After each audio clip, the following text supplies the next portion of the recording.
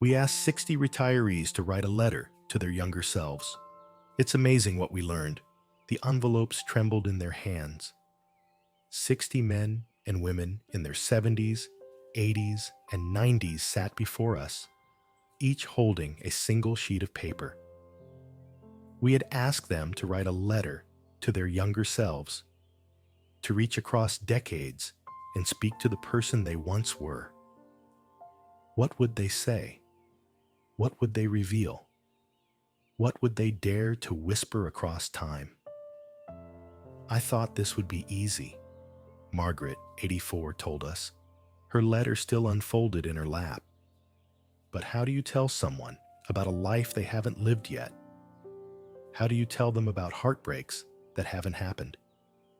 About joys they can't imagine? There was something sacred in that room. Something that felt like opening a vault of human experience too precious to be shared casually. As we listened to these elders read their letters aloud, we realized we were hearing something rare. Wisdom distilled, regret examined, and love remembered with the clarity that only time can provide. What they shared might just change how you see your own story, past, present, and still unwritten. You've wondered it too, haven't you? What you would tell that earlier version of yourself if you could. The warnings you might whisper. The reassurances you might offer. The moments you would urge yourself to savor before they slip away. We all carry these conversations with our past selves, imagining how different things might have been if we had known then what we know now, if we had trusted more or worried less, if we had realized which things truly mattered while we still had them within reach. Perhaps that's why these letters feel so intimate, so universal. They speak to the questions we all harbor in quiet moments. Did I choose well? Did I love enough? Was I brave when it mattered most? Robert, a retired physician of 76, unfolded his letter with hands that had once performed delicate surgeries. Now they shook slightly as he began to read. "Dear Bobby," he started, using the childhood name no one had called him in decades. "You're 16 today, sitting on the porch swing, terrified about your future. You think that one decision, college, career, will determine everything. It won't." He paused, clearing his throat. "The day that will actually change your life comes later, in a hospital hallway when you're 31. You'll be exhausted, questioning everything. A nurse will offer you coffee. Her name is Helen. Look up Bobby. Really see her. It will take you 3 more accidental meetings to ask her out, and that hesitation will cost you 6 months you could have had together." His voice wavered. "You'll have 47 years with her anyway, but in a life that becomes measured by time, those 6 months will matter. Don't waste a single day waiting for the right moment. The moment is always now." Eliza, 89, wore a crimson scarf that contrasted with her silver hair. Her letter began not with "dear" or any greeting at all, but with an imperative. Stop trying to make them proud. She looked up at us, her gaze unwavering. That's what I would tell my 22-year-old self. I spent decades chasing approval from parents who were determined to remain unimpressed. I chose the practical degree instead of art school, married the stable man instead of the one who made me laugh, kept a tasteful home instead of the colorful mess I actually wanted. She smoothed the paper with deliberate care. At 63, after my parents died, I found a box of letters they'd written to my aunt. "Eliza has always exceeded our expectations," my father had written. "We're immensely proud, but worry she does too much to please us." Her voice softened. All those years, they had been proud. And all those years, I had been living someone else's version of my life. At 65, I bought paints again. At 70, I left my marriage. At 75, I moved to the ocean. I'm finally living my life, but I've lost so much time. She refolded her letter precisely. My dearest girl, she concluded, they already love you. Now please, love yourself enough to live your own life. James, 92, required assistance to stand, but his voice carried clearly across the room. His letter was the shortest of all we received. Dear Jimmy, he read, you will survive the war. Many won't. You'll spend years wondering why you were spared when better men died. Stop asking. There is no answer that will satisfy you. He took a deep breath. Instead, live a life that makes their sacrifice worthwhile. Love extravagantly. Forgive quickly. Tell the truth always.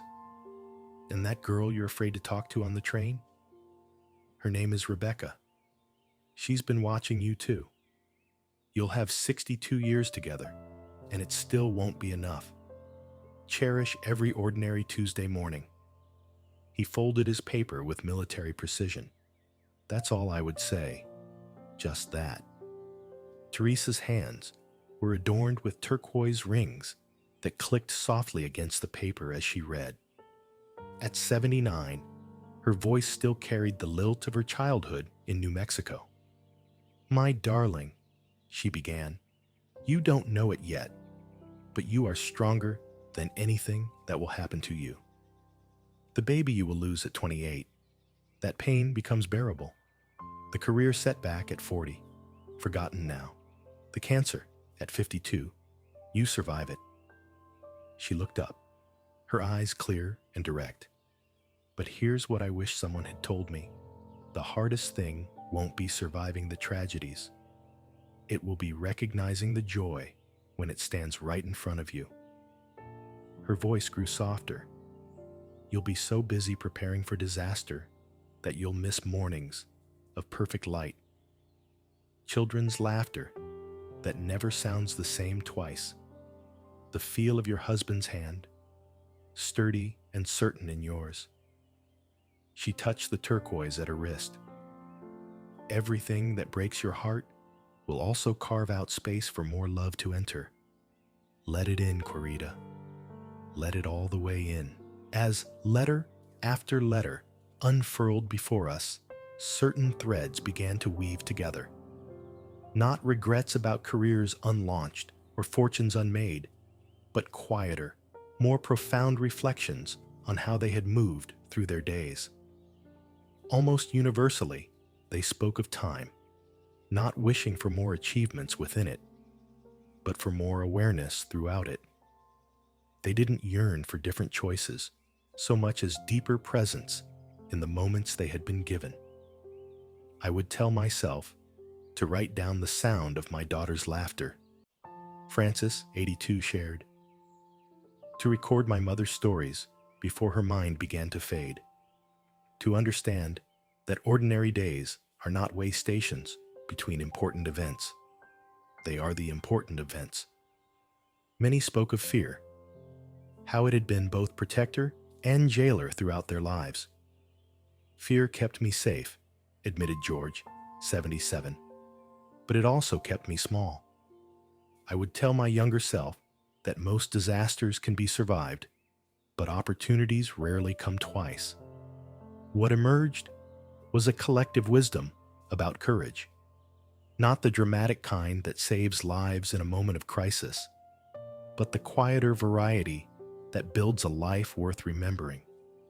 The courage to be authentic, to love without guarantee, to begin again after loss. It was Claire, at 96, the eldest of our participants, who shifted the energy in the room. When her turn came, she didn't reach for her letter. Instead, she spoke directly to us.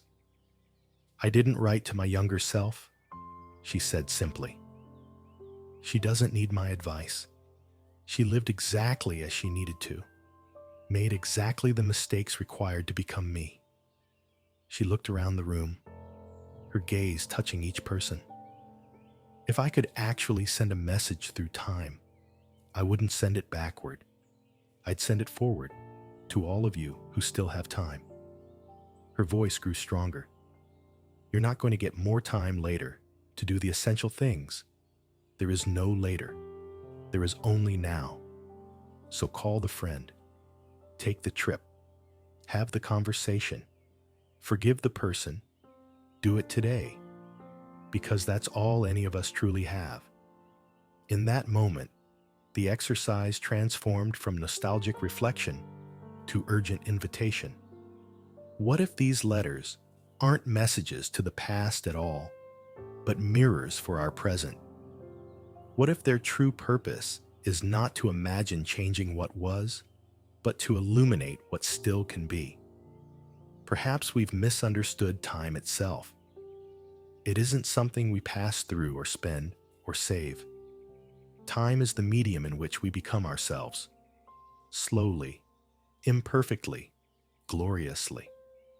Each choice, each hesitation, each brave or fearful moment sculpting who we are. These letters reveal that our elders don't actually wish to erase their paths. They simply wish they had walked them with more awareness, more courage, more love.